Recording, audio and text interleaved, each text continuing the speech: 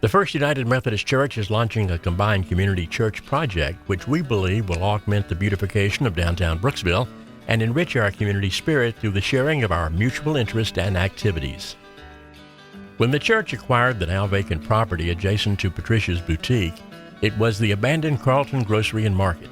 Since the market's white plastered walls had originally been brick walls of the First Presbyterian Church, the initial plan was to restore the building back into its original splendor, the 1914 church.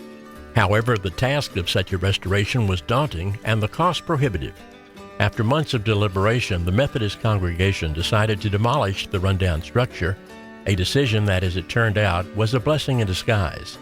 The Civil War mural on the wall of Patricia's Boutique, previously blocked from view by the old building, suddenly exploded into view and seemed to take on new life.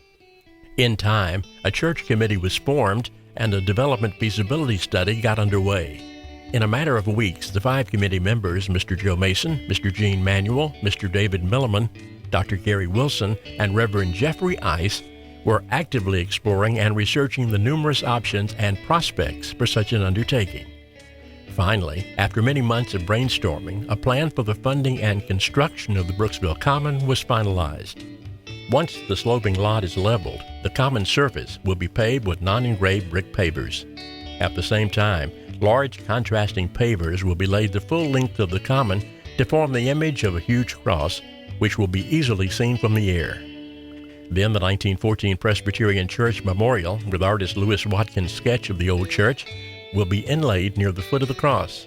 Finally, the common logo will be inset in the common entrance. As you can see, its design incorporates the official motto of the United Methodist Church, Open Hearts, Open Minds, Open Doors, and its familiar logo, the Cross and Flame. While a perimeter white railing is being installed and the landscaping to include live oaks and palm clusters is underway, several exciting features will be added to this park-like setting. First, a lighted rendering of the 10 Commandments will boldly stand just to the left of the entrance, allowing passerbys a full view of God's Word. The ancient and weathered stone tablets will be erected on the top of the base of natural rock and stone, similar to those scattered throughout the countryside, near Mount Sinai. Then a tree of life with living water flowing from its trunk into a stone reservoir will be created by artist James Olson. This feature, constructed of metal and natural stone, will set across from and complement the 10 Commandments. Next, a historical marker to memorialize artist Antonio Gabriello and his Civil War mural will be erected on the perimeter railing facing the mural. And to honor each major cash contributor, a memorial plaque will be placed on the opposite perimeter facing the church. So that visitors to the Common can relax and enjoy the surroundings, several concrete benches and tables will be positioned along its outer perimeter. For evening visitors, 6 lampposts will be installed to complement the lighted Tree of Life, its water feature, and the 10 Commandments. Next, a beautiful pavilion will be erected at the far end of the Common, accessible from the Common and the rear parking lot via a rail staircase. As you can see, its 4 columns will be faced with old church bricks salvaged by Mr. Bob McClellan at the time of the demolition. Finally, using these same old bricks, an 18-inch wall will be built on both sides of the entrance onto the Common.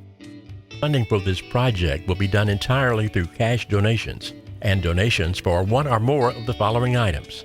Inscribed memorial pavers of 3 sizes will be made available to individuals, families, local businesses, and organizations. When purchased, the engraved pavers will replace the initial pavers, a concrete bench or table, specific aspects of the landscaping including mature trees, a perimeter lamppost. Of course, we'd be very pleased to receive donations of any amount from anonymous contributors to this cause. We are very excited about the Common's potential use not only by the First United Methodist Church, but other churches and organizations as well, and of course the public at large. To name a few in review, a meeting place for locals to visit, have coffee or lunch, or simply relax, a place to pray, meditate, or study God's Word, a comfortable setting for visitors to view the Civil War Memorial, outdoor weddings in the pavilion with guests protected from the elements by white canopies, Easter sunrise services and other worship events, outdoor praise band concerts, and many other religious and/or secular concerts and programs, entertainment from the pavilion during the annual Halloween festival, Trunk or Treat, the Celebrate Jesus Outreach Weekends, the new Blueberry Festival each May, and other festivals to come. If you would like to participate in this venture of faith, please call the First United Methodist Church office at 352-796-3363 or go to its website. If you would like to speak to a member of our project committee, that can be arranged through the church office. Thank you, and may God continue to bless the city of Brooksville. With my friends at the old country church, there with Mother we went, and our Sundays were spent with our friends at the old country church. Precious years of memory, oh what joy